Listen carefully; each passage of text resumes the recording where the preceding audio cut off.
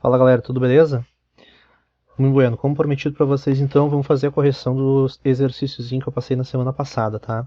O exercício ele era um pouquinho mais complexo, mas ele foi lançado a título de desafio, né? Para vocês instigarem um pouquinho aí, né, os neurônios de vocês, tá? Bom, o circuito que eu passei então, ele era esse aqui, aonde a gente tinha um, um, duas esteiras, basicamente, né? Cada uma delas recebia, alimentava, né, uma peça, né? Uma era a base, outra era uma tampa. E aí, o que que acontecia? Quando a esteira, quando as esteiras eram acionadas, chegavam as peças e quando o sensor detectava que as peças chegavam, as esteiras deveriam parar e os cilindros, né, deveriam alimentar essas peças ali nos respectivos lugares, né? Individualmente isso aqui, né? Cada um deles tem o seu tem a sua alimentação separada, né? Aí quando as duas peças chegavam aqui nos seus respectivos lugares, né? Esse manipulador deveria pegar a tampa, voltar, encaixar ela no lugar, soltar, voltar para a posição original, né? Então isso aqui é o que precisa acontecer no nosso circuito. Vamos lá no FluidSim então. Aqui eu já tenho uma base para dar uma adiantada para a gente não ficar perdendo muito tempo, né, no desenvolvimento dos componentes, tá? Então só para a gente relembrar, a gente tem duas esteiras, cada uma delas então é representada aqui por um motor pneumático, tá? Eu escolhi acionar com uma válvula 3.2, afinal de contas a esteira só vai girar em um sentido, tá? Depois a gente tem aqui os atuadores que alimentam as peças da esteira para as posições do manipulador, né? Então tem o cilindro A e o cilindro B. E aí aqui eu peguei o cilindro X e o cilindro Z, né? Então esse cilindro aqui é o que move em X e esse cara aqui é o que sobe e desce, que movimenta em Z. E por final eu tenho uma ventosa ainda, né? Que é o nosso atuador que vai segurar a peça, tá? Já coloquei aqui todos os fins de curso, né, correspondentes aqui desses atuadores, tá? Então a gente só precisa então estar pegando eles e posicionando eles no lugar certo. Vamos começar então, tá? Primeiramente, o que tem que acontecer lá? A primeira coisa que a gente tem que fazer é usar o nosso botão aqui para ligar as duas esteiras, né? Então aqui vou usar aqui o nosso pulso do botão para ligar essas duas esteiras, tá? Vamos puxar as alimentações aqui. Deixa eu pegar esses componentes aqui e puxar para baixo. Vou fazer essa conexão aqui de novo. Liga aqui na nossa rede pneumática também. Beleza, então agora o botão liga as nossas duas esteiras. Quando chega no sensor 1, quer dizer que uma peça foi detectada, né? Então a peça da esteira 1 foi detectada. Então o que tem que acontecer? Eu tenho que avançar o nosso cilindro A e eu também tenho que desligar a esteira, né? Então esse aqui é o pulso que desliga a esteira 1. Fazer essa ligação aqui então, tá? A mesma coisa acontece com o sensor 2, né? Esse cara aqui ele também vai ligar o atuador aqui para avançar a peça e ele também tem que parar a segunda esteira, né?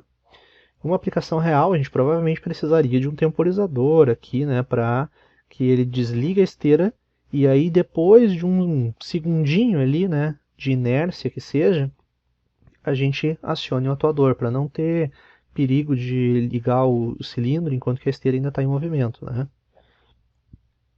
Temporizador a gente vê mais para frente, tá? Bueno.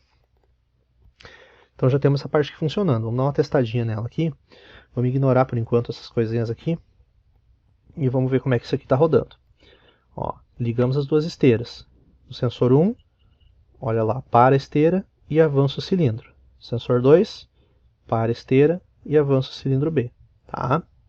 Esses cilindros A e B, eles funcionam independentemente, né, um do outro. Eles só precisam, quando chega lá na frente, eles só precisam retornar. Então, chegou lá na frente, ele manda o cilindro A retornar. Aqui o BF chegou lá na frente, manda o segundo cilindro retornar. Tá? Vamos testar isso aí de novo. Ó. botão ligou as duas esteiras. Detectou peça na esteira 1. Foi, parou a esteira e mandou aquela peça para o lugar certo. Detectou peça na esteira 2. Para lá a esteira e avança e retorna o cilindro B, tá? Beleza, então isso aqui é independente, né? Os dois podem estar sendo ativos a qualquer momento, né? Desde que chegue a peça. A gente não sabe quando vai chegar a peça. O sensor está aí para isso. Tá. Agora vem uma partezinha um pouquinho mais complexa, tá, galera? Que é a parte de soma de pulsos para avançar esse cilindro X. Eu vi que muitos de vocês fizeram um circuito e não se preocuparam com isso. É uma preocupação que a gente precisa ter nesse circuito. E eu estou corrigindo justamente para mostrar essa parte, que é digamos assim, a mais difícil de ser desenvolvida, tá? Bom, como é que eu faço para que o cilindro X só avance quando o AI e o BI acionarem no retorno? Só quando os dois tiverem sido acionados. Se a gente vê aqui, eu vou pegar aqui o pulso de AI e o pulso de BI, né? Se eu só colocar aqui esses camaradas para avançar o cilindro X, o que pode acontecer? Se qualquer um dos dois ativar, ele vai avançar o cilindro X, o que é uma coisa que a gente não quer. Porque imagine o seguinte, na esteira 1 veio peça, mas na esteira 2 não. O que teria que acontecer? Teria que aguardar a chegada da peça na esteira 2 para ele poder avançar, né? Se eu não tiver essa restrição, ele pode tentar encaixar uma peça em cima de nada, ou ele pode, né, tentar pegar uma tampa que não existe para encaixar em cima de uma base. Então a gente precisa garantir que os dois componentes tenham sido detectados e alimentados para os seus respectivos lugares para poder avançar o X. Tá? E como é que a gente faz isso? Bom, vamos fazer a soma de pulsos, tá? O que acontece? A soma de pulsos, a gente pode fazer ela assim, ó. Se eu simplesmente colocasse o AI e o BI em sequência um do outro, isso aqui já daria certo em alguns casos, tá? Porque o que acontece? Se o BI não estiver ativo, não vai estar passando energia, ar aqui, né, por dentro desse camarada. A mesma coisa com a AI.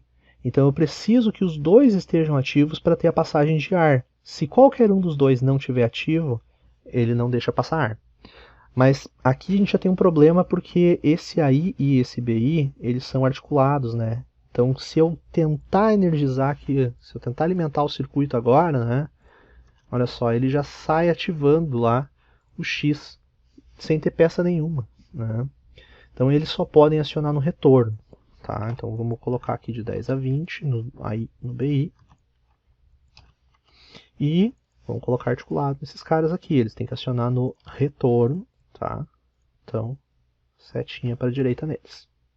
Beleza, então agora tem um exemplo um pouquinho melhor aqui. Né? Ó, o AI está desligado.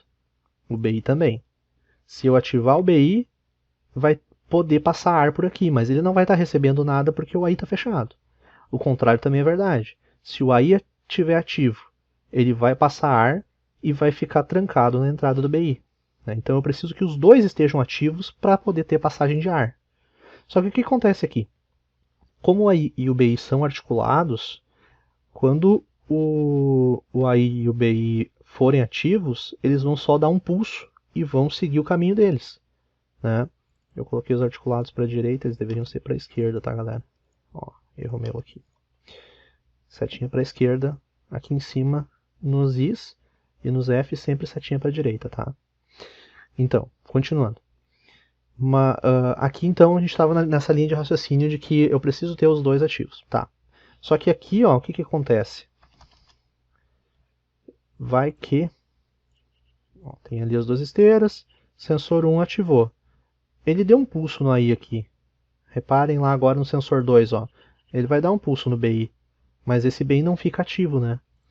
O que a gente tem aqui no nosso circuito que a gente pode usar para fazer isso, para manter um pulso ativo? Tá? Isso aqui é o princípio de quem já conhece alguma coisa de comandos elétricos, é o princípio da retenção, né? Eu preciso reter um pulso para poder para poder usar ele na sequência em alguma coisa, né? Uma memória elétrica, uma coisa assim, né? Aqui a gente vai estar fazendo, então, usando uma memória pneumática, tá? O que a gente tem aqui que faz isso são esses camaradas aqui, né? Essas válvulas de cima de controle.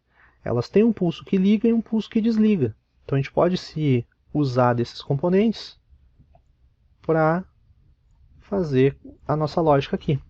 Então olha só, vamos usar aquela lógica que eu acabei de falar, né? As duas válvulas precisam ser ativas para que eu tenha passagem de ar aqui para ligar o X. E aí o AI e o BI vão fazer as ligações dessas válvulas. Então quando o AI ativar, ele vai acionar essa válvula de cima aqui. E ela vai ficar ativa. Aí quando o BI ativar, aí sim eu vou poder alimentar o ar, né? Para fazer com que o cilindro X avance. Entenderam?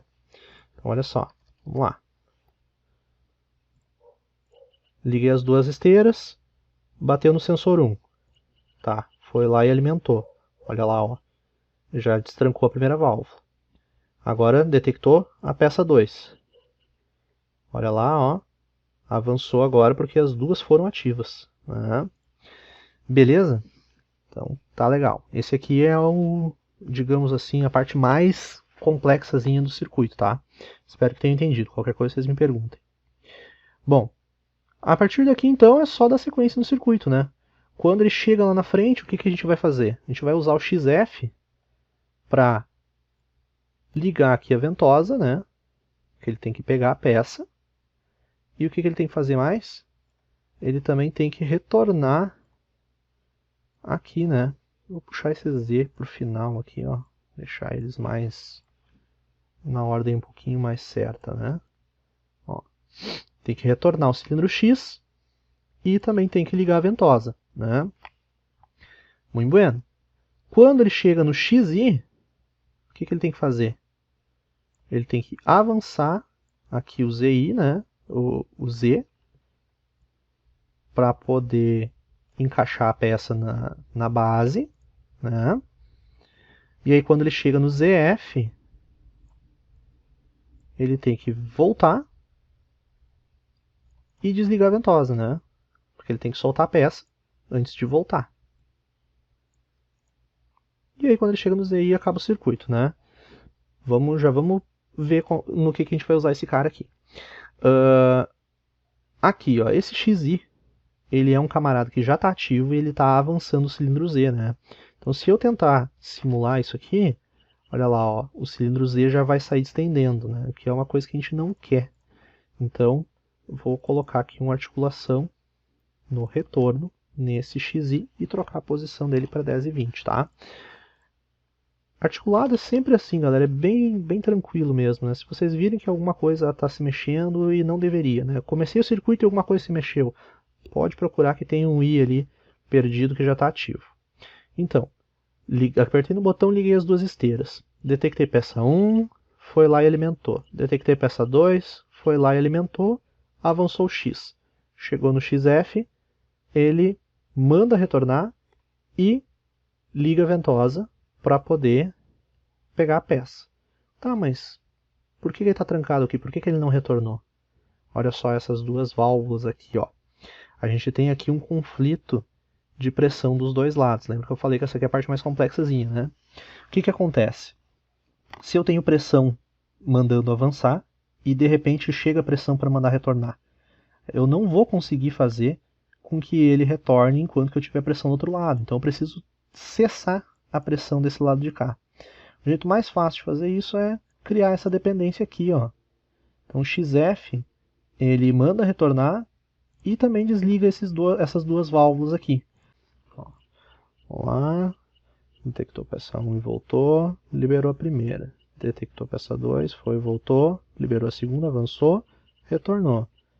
Chegou lá na frente, desligou, voltou e acabou, tá? Ó, no final das contas a gente nem precisou usar o ZI, tá? Se eu não tivesse precisado usar o XF para fazer esse desligamento aqui, ó, a gente poderia tranquilamente usar o pulso de ZI. O circuito é esse aí, então, espero que tenham gostado. Qualquer dúvida, como eu falei para vocês, me perguntem no WhatsApp ou lá na plataforma Classroom. Beleza, galera? Valeu, grande abraço.